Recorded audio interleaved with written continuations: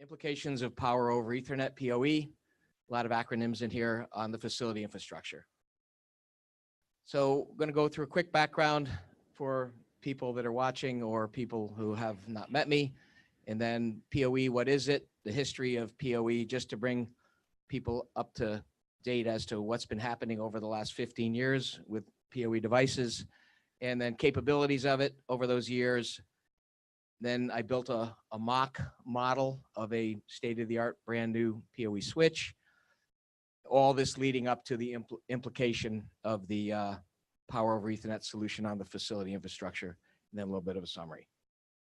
So I am, as Mark said, I'm an installation planning rep for IBM, 42 years, last December. Over my career, I've led many teams involved in data center planning as it relates to IT equipment, racks, cabinets, PDUs, under floor and overhead cabling, fiber copper, and linking IT solution to the facility infrastructure. The last part being, I think, the key to success. Currently, I'm involved in a multi-year project to upgrade the current network IT infrastructure for a very large enterprise client with a distributed network, a network of between 200 and 300 sites. The upgrade involves all aspects of infrastructure, including installing and replacing racks, cabinets, UPSs, air conditioning, LAN and WAN switches, and that's what we're going to talk about, and the cabling associated with that. And the PoE switches that we're installing, IBM is installing at this project we're designing for and installing are the latest technology, and they were just started shipping at the end of last year. So this is very, very fresh. Of course, you know, it wouldn't be 2019 without a disclaimer. So the purpose of this presentation, I have to go through, you know, with the arm twist. The purpose of this presentation is to create a broad awareness of PoE and facility infrastructure, how they're intertwined. It's not meant to be an education session on, you know, Cisco switching and engineering. I am not a network person. I'm a facility infrastructure person, but this is very relevant to that. So PoE, what is it? Power over Ethernet started around 2003 and has grown and continues to evolve ever since. It is PoE is a technology where electrical current, are there any PoE experts in the room? I know the CSX guy I met last night said his expert is watching me, so you know, that makes me feel great. PoE is a technology where electrical current from a PSE, these are the acronyms that are to everyone, they're common to everyone, power sourcing equipment, such as an Ethernet switch, is supplied to a PD power device.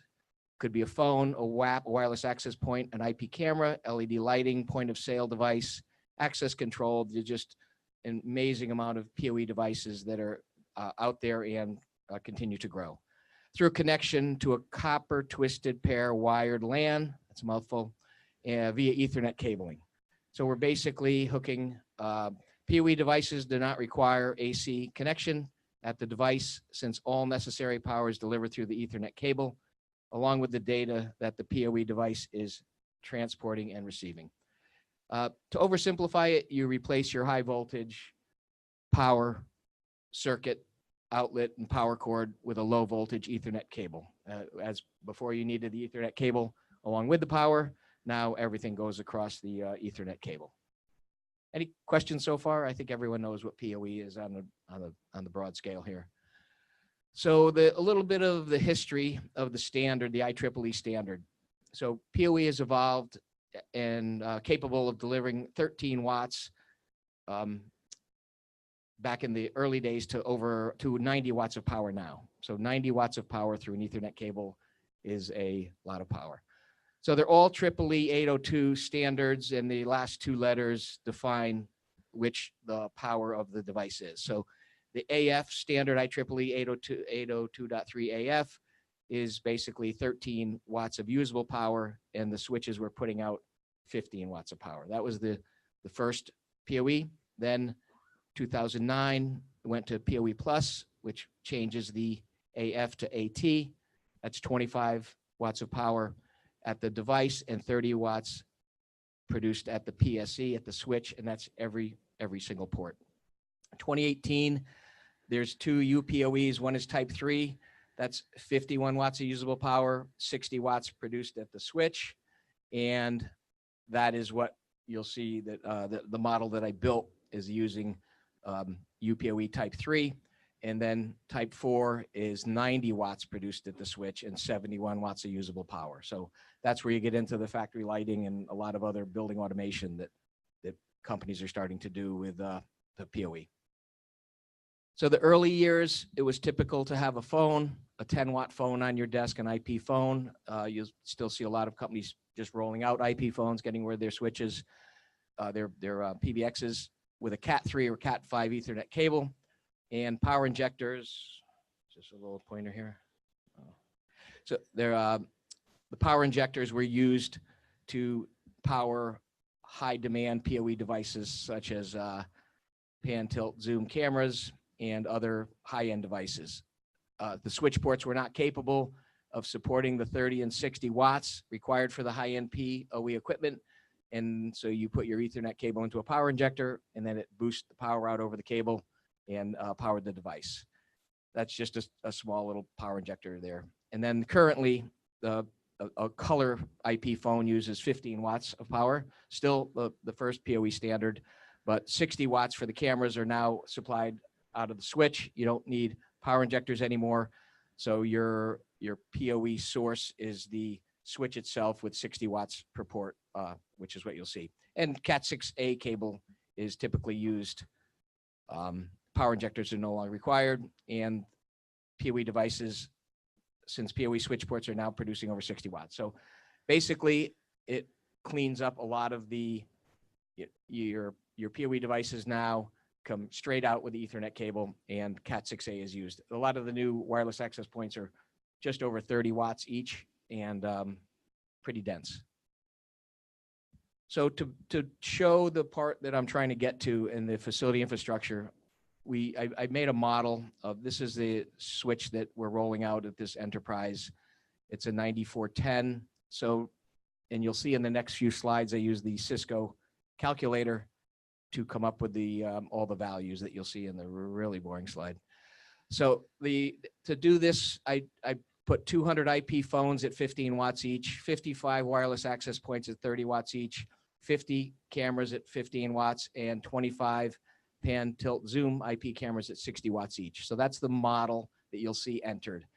The switch itself has 8 power supplies. That's in the top of that chassis. You see 8 power supplies. They're 3,200 watts each power supply of 208 input. And I did it with an N+N, a 2N configuration, which is typical. And it's each power supply gets a 20 amp circuit. The switch itself is 13 rack units. There's 8 line cards, 2 supervisor modules, and 384 ports, just so you see it's a pretty large switch. So this is the power calculator based on the configuration of 8 line cards replacing 8 1U switches that are typically sitting in a rack, and 2 supervisor modules, which are pretty powerful processors. And I built the model just to show that it's kind of near the maximum. So these are 3,200 watt power supplies, and you can see we're at 81% of what you could put into that box with the configuration that I did. You need 4 power supplies. N+N is we have 8 in the chassis. And if you went with the smaller power supplies, if you don't have the power available in your racks, we're basically over capacity. You couldn't even do it with the smaller ones. This is the second, the calculator tool is a few more pages, but I just shrunk it down to keep it all on a couple of pages here. And here you see we're doing it at N+N. You need 4 power supplies, and you put in 8. N+1 would be 5. And again, we're at a very high usage of this switch, which is 12,760 watts of output power. So now we're finally getting to the point of what this is all about. This is the part that'll drive the engineers here nuts. So this is the switch, and it's 3.4 kW.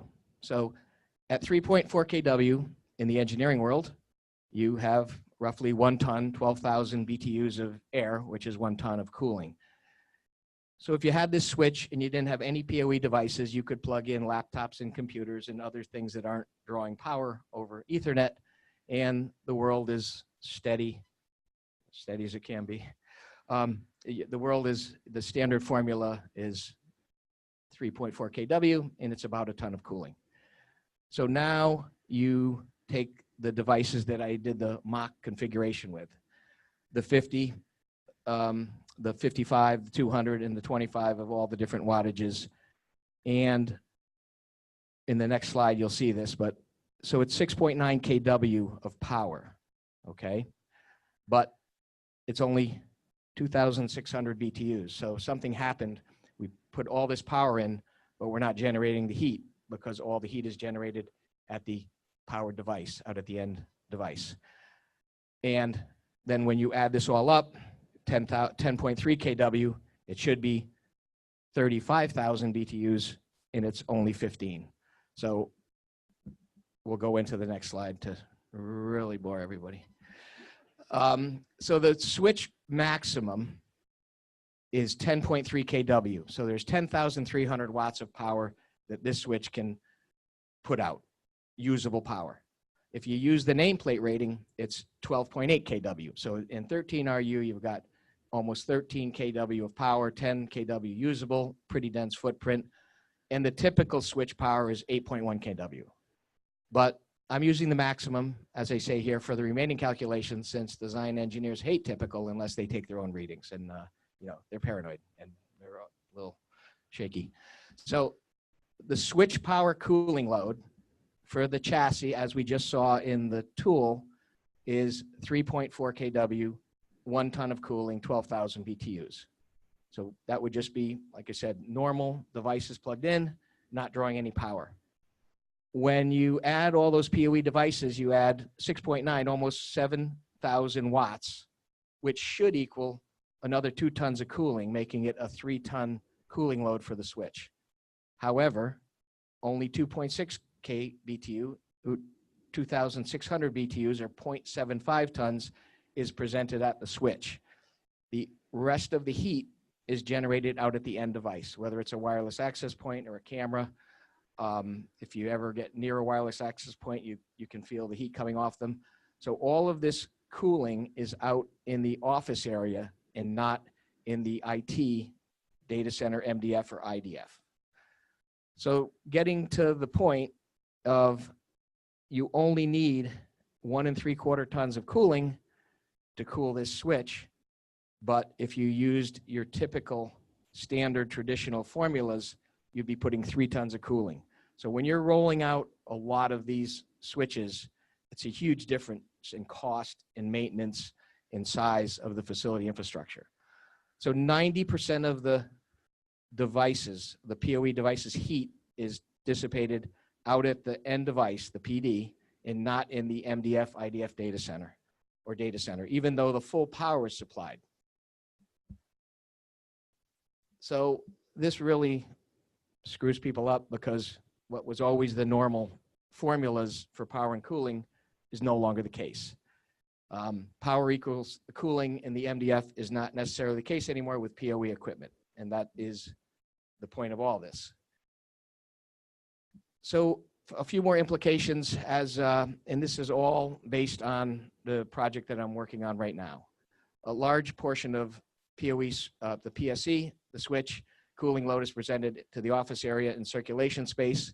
And I don't know, architects could tell me better, but do you have to take that into account when you're cooling the space? Probably not. It probably dissipates over tens of thousands of square feet. I don't know the answer to that. A couple other things: you use a low voltage contract labor to install it versus high voltage contract labor, which in New York City is a big difference. And the Cat 6A with RJ45 terminations versus typical 120 or 208 volt wiring and associated terminations. Low voltage cable can be run in free airspace, such as above this drop ceiling. You can run it in hooks and all types of restraint devices that hold it up there in a drop ceiling, versus high voltage cabling is usually in a green field or a pipe. So hugely different to install, the cost. And the one thing you really have to remember is that the UPS providing backup power to the switch is now also providing all the backup power out to your devices. So that is a big change. That becomes where the power to the switch becomes very, very important when it's all your security cameras and access controls and everything else. So in a little bit of a summary, facility design engineers and IT engineers need to be joined together in the design process more than ever before. And that, a little commercial, our IBM channel partner, BRUNS-PAK, does that as better than most anyone I've ever seen. In an IDF, there's no sense installing 3 tons of cooling when it only needs 1.75. That's a huge difference in the size of the cooling plant, unnecessary, and then it would just be short cycling and not working properly. And lastly, this is just nothing to do with PoE, but this was a little bit shocking to me. This is a brand new state-of-the-art switch, and it takes the air in the right side and blows it out the left like the old switches, not the ASHRAE standard of front to rear. So it's baffles again. It's all kinds of different ways to install it. That's just something that was surprising to me. On previous enterprise switches, you could adjust which way you wanted to order it with cooling, but this takes it in the right and exhausts it out the left. And that is the end of my presentation. If there's any questions. Nicely done. Thank you.